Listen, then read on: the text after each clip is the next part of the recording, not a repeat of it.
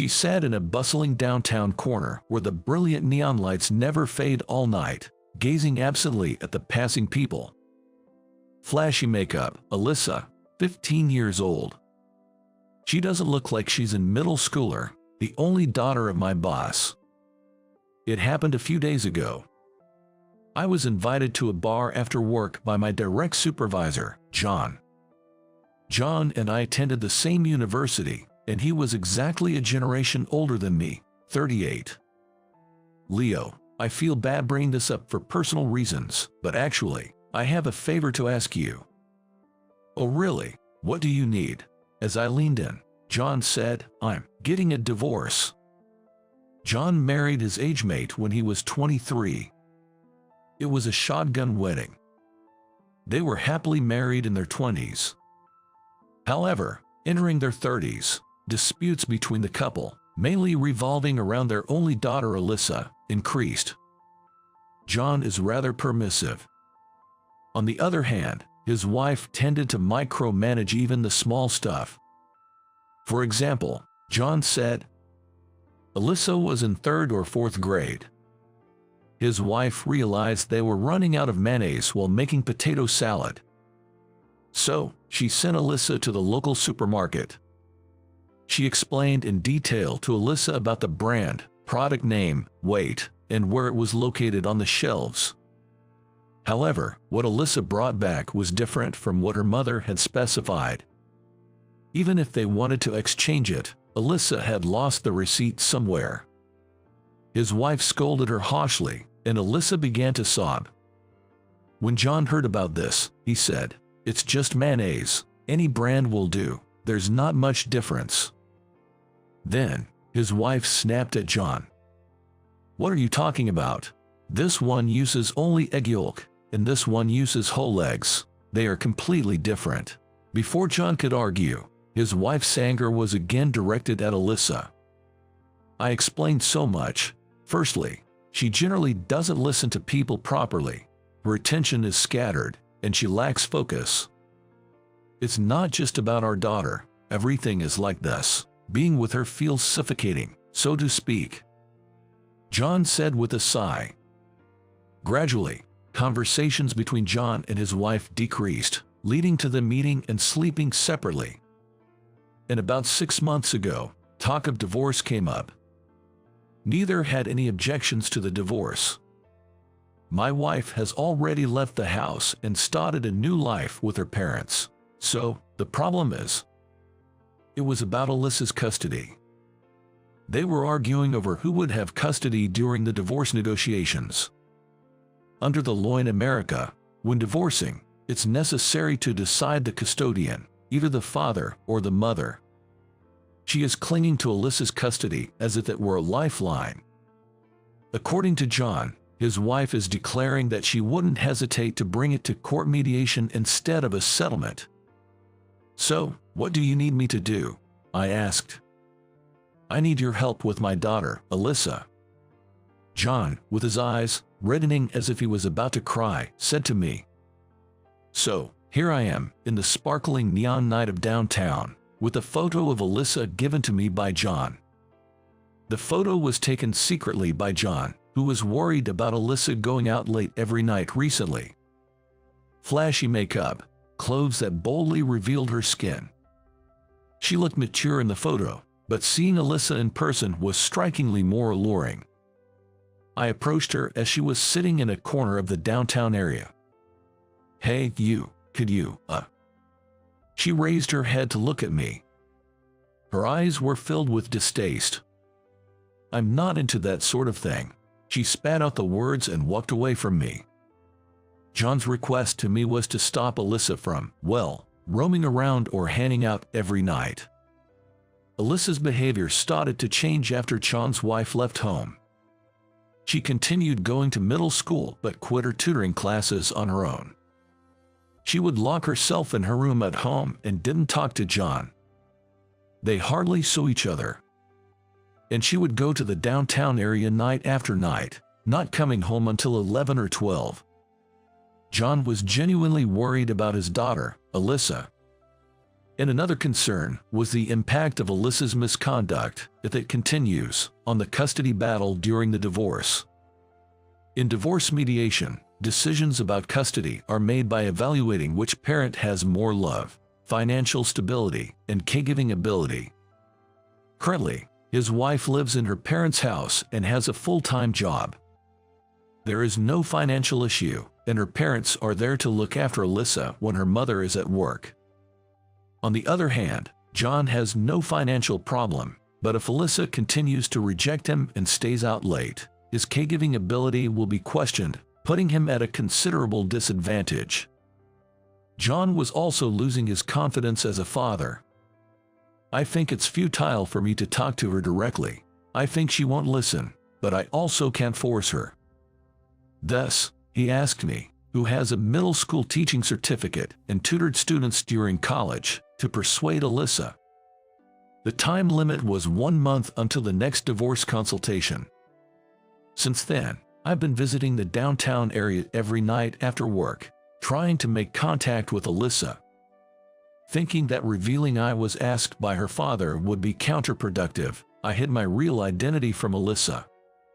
She was often with girls her age, so it was hard to find the right timing to approach her. So, I started by letting her recognize my face, pretending to be handing around a little far from where she could see and occasionally glancing at her. Even so, this is risky. She doesn't look like a middle schooler at all.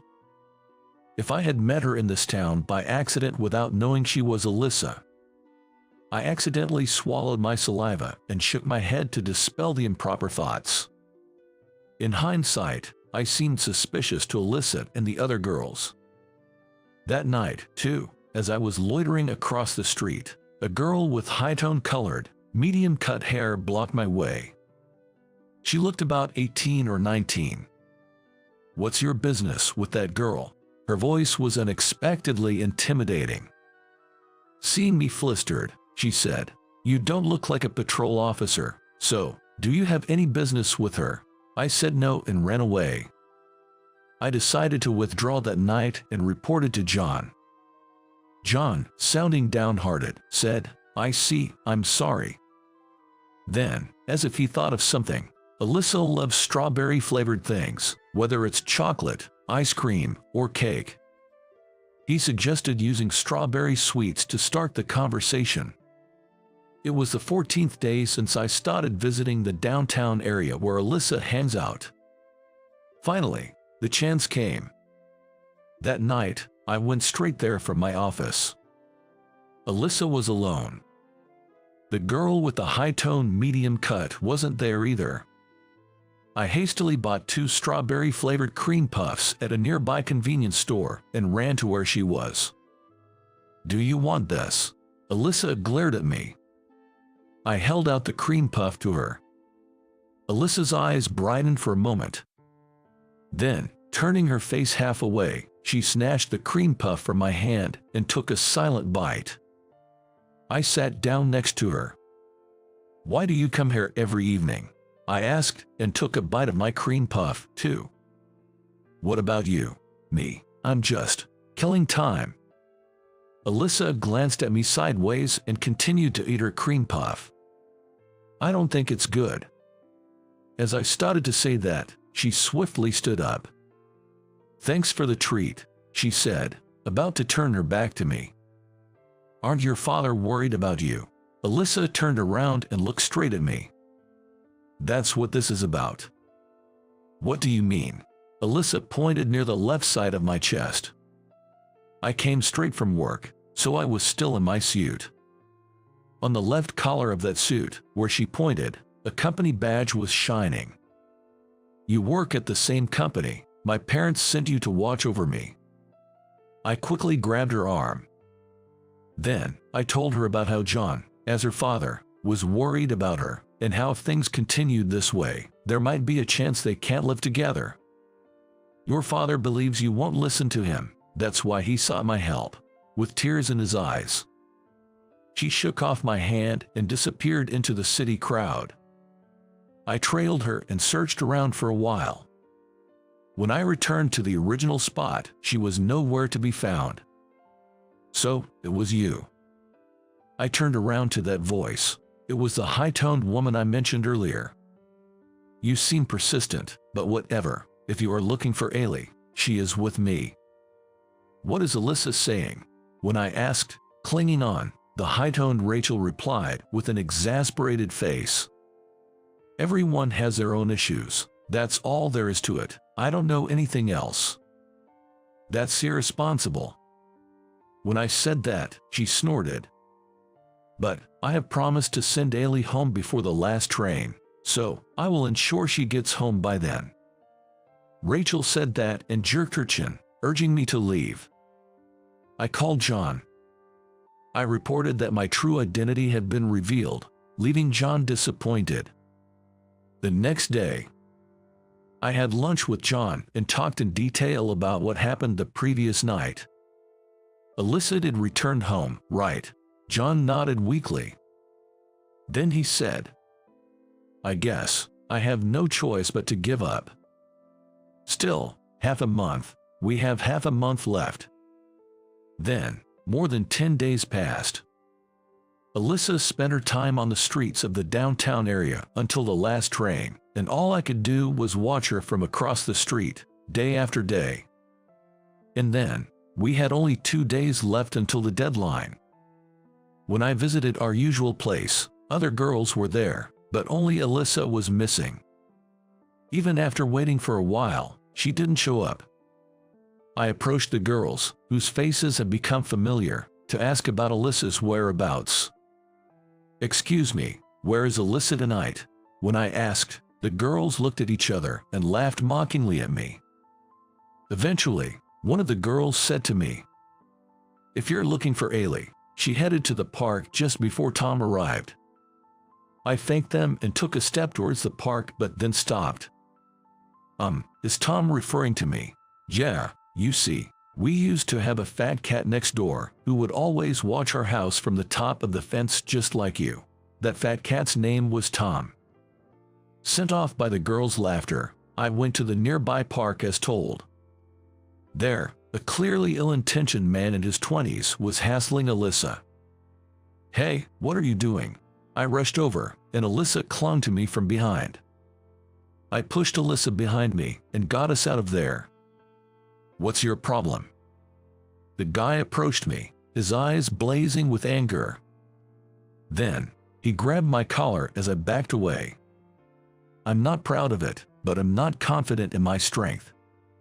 The man raised his fist. I pushed the man with all my might and turned to escape. But I twisted my ankle and fell on my butt. What's the matter? You were acting all cool just now.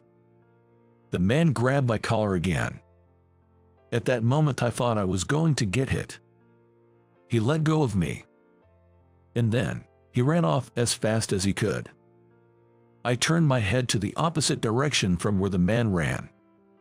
Then, led by Rachel, the girls who call me Tom and some shady-looking guys I've seen in the downtown area were running towards me. What happened to you? Alyssa had gone to call for help, and in no time, Rachel had gathered acquaintances from downtown to come to our aid. Hey, Ailey, Rachel called Alyssa and ordered a cab to take us home together. I suggested going to John's house, but she wouldn't hear of it. Eventually, Alyssa came to my room. Do you have any band-aids or something? When we got to my room, Alyssa asked. When I said no, she dashed out to a convenience store. While Alyssa was out, I called John. At your place, tonight. Yes. The last train's already left. If she stays over, we can talk about various things. John seemed a bit bewildered. By the way, she hasn't gotten into stuff like that, has she?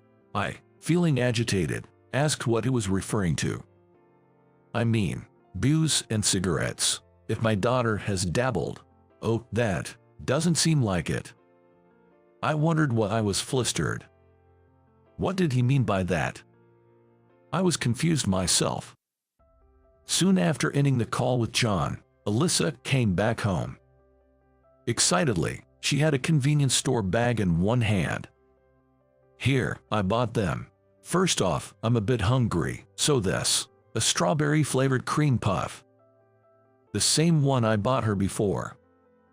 Plus, potato chips. Some chicken.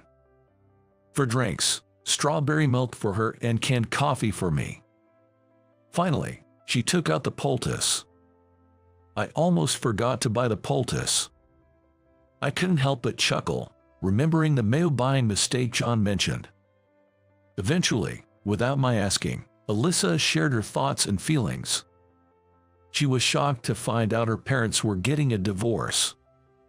But there was nothing she could do about it. She just wanted to escape from that reality. So, to distract herself, she went out to that bustling town, almost like she was cosplaying. She researched divorce on her own, too. After all, Dad and Mom just want custody, don't they? Those were heavy words. Indeed, I thought it might be the parent's ego, wanting to become the custodial parent. And again, when brought to divorce mediation, if there's a minor over 15 between the spouses, a confirmation of the child's wishes, directly, as to which parent they prefer, is always conducted. It was terrible. Both Dad and Mom had their flaws, but the things I loved about them were much more, for both. And then to be told, choose because we are getting divorced. It's impossible. Alyssa screamed her pent-up feelings and jumped into my arms crying. The next morning, John came to pick her up in his car. After putting Alyssa in the car, John asked me secretly if we had talked. I nodded, and I asserted, "But whether it's to you, or your wife, or the court, or anyone else, it's secret," what I heard from Alyssa. At the very least, I thought I should not disclose which parent she would choose until she decides herself. If I don't do so, I feel like I would be betraying her, who had confided in me things she had been bottling up inside. Alyssa stopped going to the bustling town from that day. John and his wife's divorce discussions broke down, and mediation was indeed initiated. When the court investigator asked Alyssa about her preference, she chose her father, John. The mediator respected her wish and awarded custody to John. His wife reluctantly accepted this, and the divorce was finalized. Later, she contacted me and told me why she chose John. Because Mom has both grandparents, and first and foremost, she's reliable. In contrast, Dad is hopeless when he's alone. Alyssa and I kept in touch for a long time. We met in person a few times a year. Close, but not too close. That's how our relationship was for about 7 years. I was 33, and Alyssa was 22. "What's this serious talk about?" As soon as we sat down at the pub, John said. It's been a while since I drank with John since I moved apartments. I was the one who invited him. It had been a long time since I came to this city at night. The busy district that 15-year-old Alyssa used to visit night after night. Alyssa chose and booked this place. Actually, Alyssa will be here soon. John, looking surprised, opened his eyes wide. Suddenly, a large mug of beer was rudely placed on the table. "Hey, we haven't ordered yet," I told the young waitress who brought the beer. Then, that waitress acted as if it was just a courtesy and paid no attention. Actually, I have been dating Alyssa. I only said it bluntly and gulped down the courtesy beer. John also sipped his beer, still in shock. Judging from Dad's reaction, you've already told him, Alyssa arrived and said as she sat next to me. Then, the same waitress came and placed a strawberry cooler in front of Alyssa as a courtesy. She just stood there without moving. "Hey, Ailey, shouldn't we have ordered before discussing?" I looked closely at the face of the waitress who said that. "This is that Rachel." While I was surprised, Rachel winked at me. I nodded and beckoned and whispered a few words to Rachel, who came closer. "Since when, you guys?" I explained to John how even after it was decided that he would be the guardian of 15-year-old Alyssa, we kept in touch. And I confessed my feelings to Alyssa recently, and she accepted. Because he was always there for me when I was in pain, struggling, sad, and also when I was happy. John said he understands, with tears in his eyes. Have you already told your mom? Alyssa replied, not yet. Even after John officially divorced, Alyssa and her mother met whenever they wanted to. Of course, even after she became an adult. John strongly grasped my hand, placed on the table, with both his hands. Will I be called Dad by Leo, who's only a generation younger? Shall we try, maybe now? As John and I smiled at each other, not Dad, but suddenly, a granddad. John and I were stunned by Alyssa's words. Hey, come on, both of you. I'm just kidding. It's obviously a joke. The three of us burst into laughter. Can we serve the food now? I had them wait as requested. John said, all right, let's eat, let's drink, and patted my shoulder several times. I exchanged a relieved glance with Alyssa beside me.